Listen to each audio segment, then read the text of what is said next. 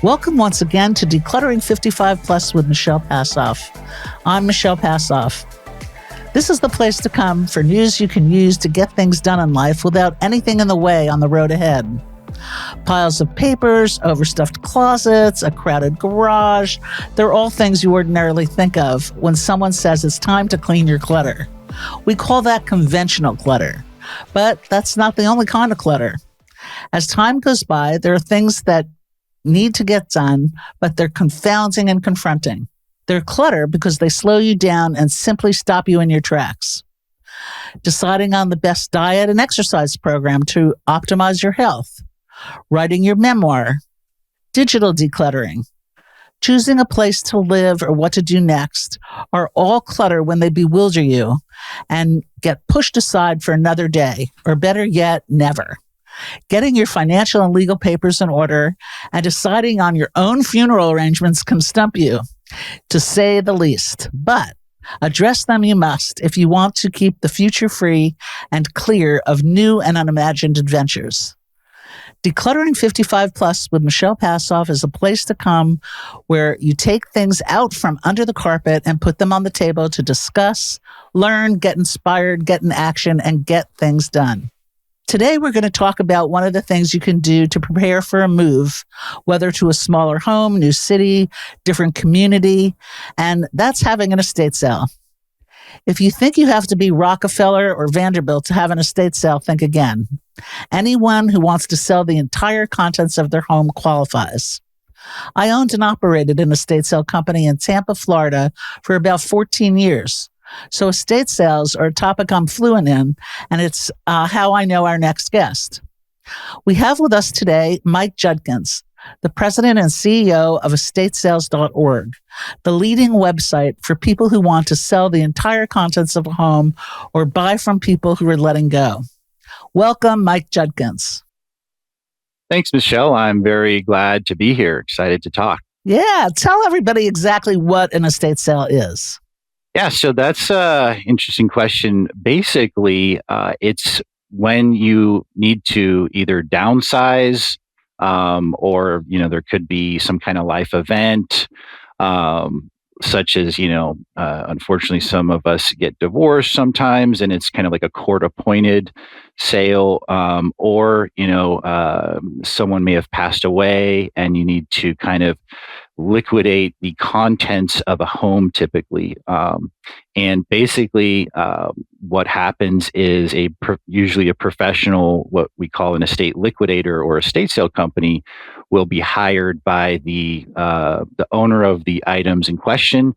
They'll come into the home and they'll stage everything, basically making it look like a retail store inside a home where everything's priced and cataloged, and then they'll advertise it to the public in a variety of ways, and people will typically, show up at the appointed day and time, and you'll typically start with a big long line of people, and you'll admit the people into the home in batches, and they'll shop throughout the home and add whatever they're interested in and check out, and it's usually like a 2 or 3, maybe a 4-day process, just depending on how much items are in the home.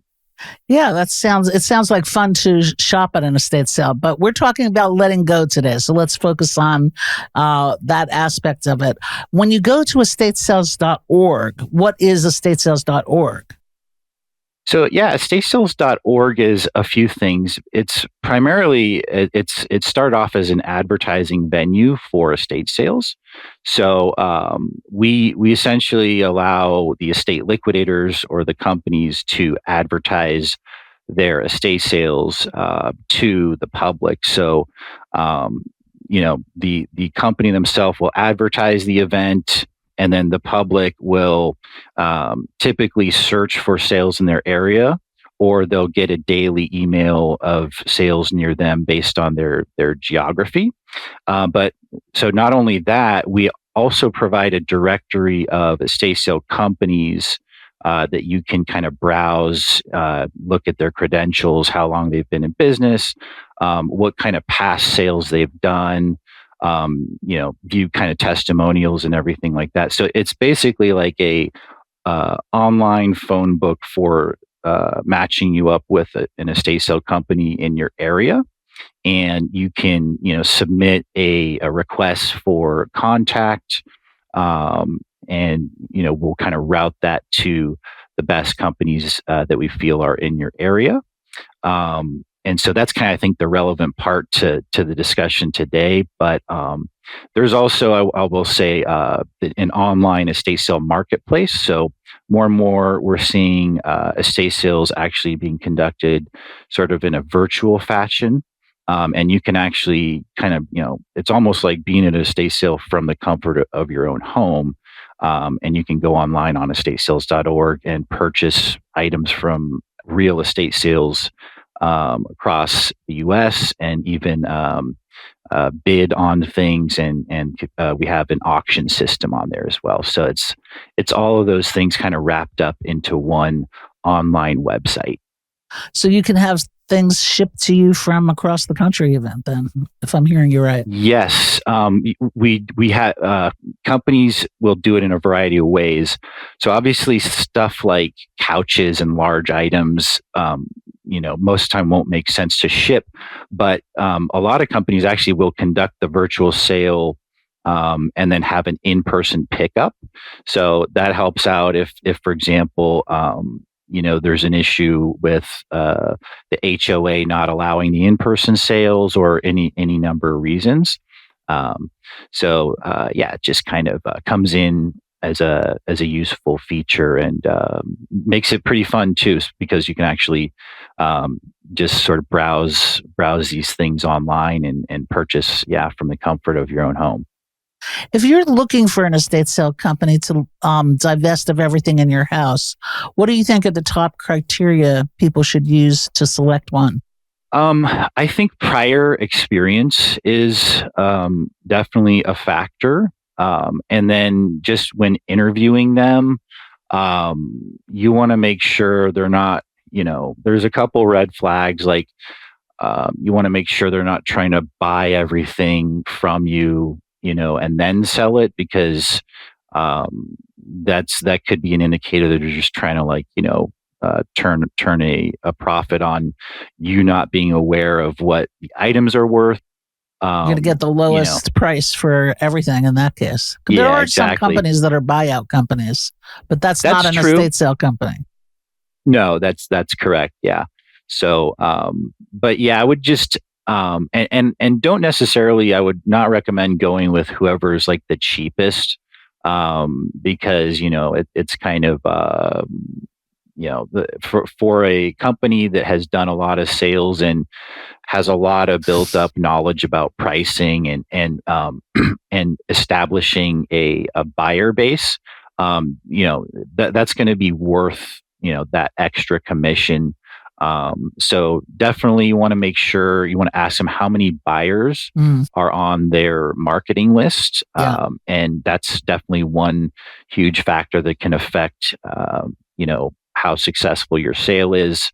If they're on estatesales.org, you kind of already know that they are in an online platform that reaches a lot of people, but you also want to just ask them what other means that they use to advertise your sale as well. How long in advance of, most of the time, I guess people are selling their house when they do an estate sale. They're moving out completely. Mm-hmm. How long in advance of, should you do an estate sale before you sell the house, after you sell the house? Do you have a standard for that? Yes. Typically, the house will be contracted with a realtor for sale around the same time as the estate sale is being planned. So the kind of goal is to clear out the house prior to it being sold. Yeah. So you'll typically see the sale occurring, possibly a month or a few weeks, before the home is actually on the market or being sold. We typically see it take place prior to when the home is is listed or sold. It's a lot less stressful that way. Nothing worse than having to do a sale when you have a deadline for being out. And then the idea, I guess, for my listening audience is less stress is better. So planning in advance would be the action for the day, I think. Leaving yourself as much time as possible. Definitely. And most companies will want at least a month's notice. Yeah. It will be very difficult to find a company, and your choices will be limited if you're just kind of needing it next week, for example. So I always recommend actually starting that search, maybe even 3 months in advance, because a lot of these companies, especially the busier ones, will need that amount of notice to kind of go in and evaluate things and price and organize the marketing and all of that. Presumably the owner of the house doesn't live there anymore, or do you squirrel them in a corner so that they're not in the way during the sale? How does that work? Yes. A lot of people have emotional attachments to their items. And so the best practice within the industry is to not have the owner present, just because, there's an emotional factor there that, can be tough on some people.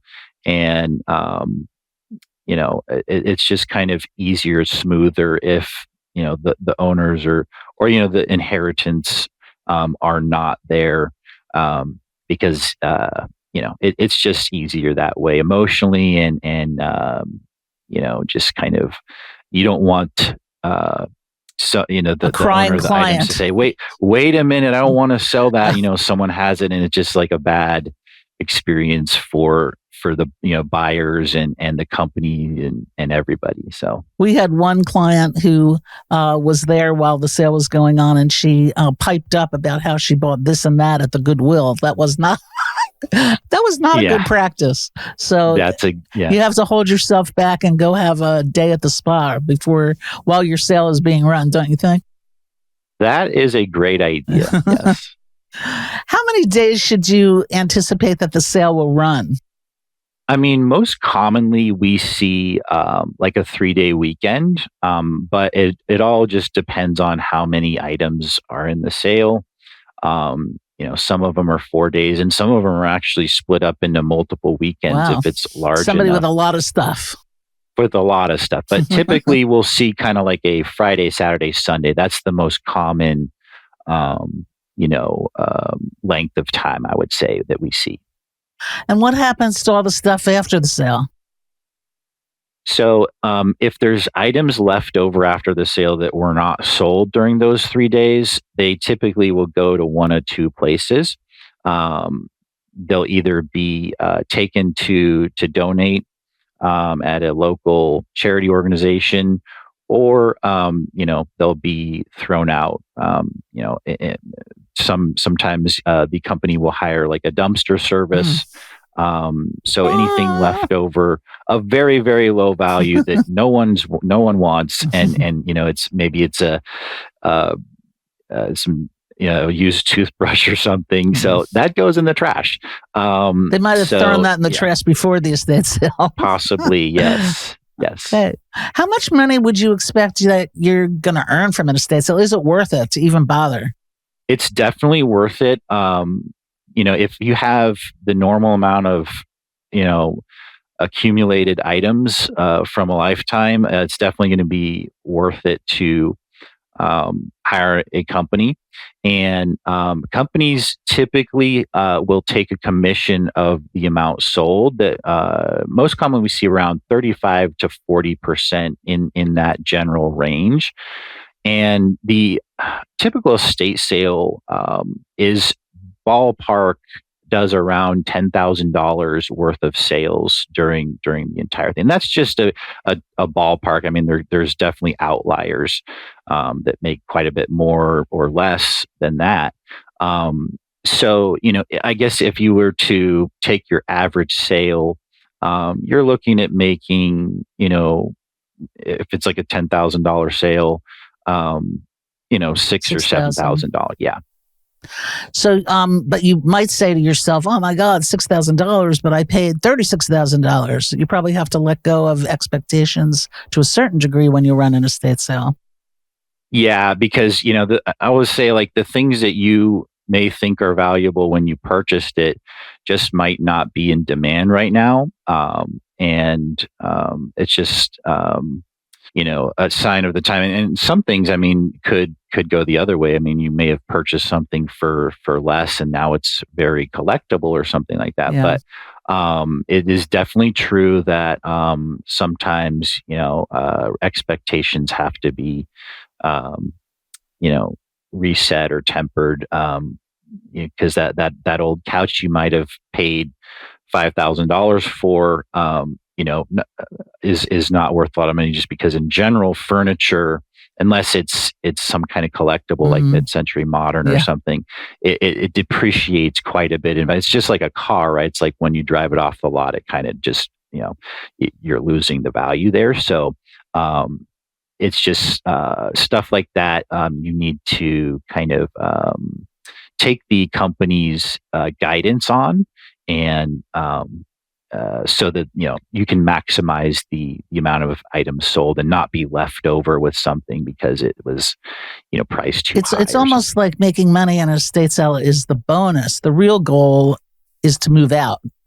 The real goal is Yes. to empty a house, have it ready for showing if you're selling it, and not so much worry about nickel and diming, but to let go of stuff in a sensible way because it's ecological, not to throw stuff out if you don't have to. And somebody who needs something or wants something at a reduced price is more than happy to take it off your hands. So it works out for everybody in the end. That's a very good point. A lot of the times, you're correct. The goal is to actually sell the asset that's worth the most, which is the house. And obviously, most of the time, people don't want to buy the house full of the stuff. It shows much better without, exact your junk drawer. exactly. Well, I think that's all we have time for today. So we're going to have to wrap this conversation up in a moment. My recommendation to all of our listeners interested in doing an estate sale now or down the road is to get out there and visit a few sales. Visit estatesales.org to locate sales going on in your communities this weekend and see what you can expect. Besides, it's always a boatload of fun to shop at an estate sale because you never know what you're going to find. So everybody, have a great clutter-free day.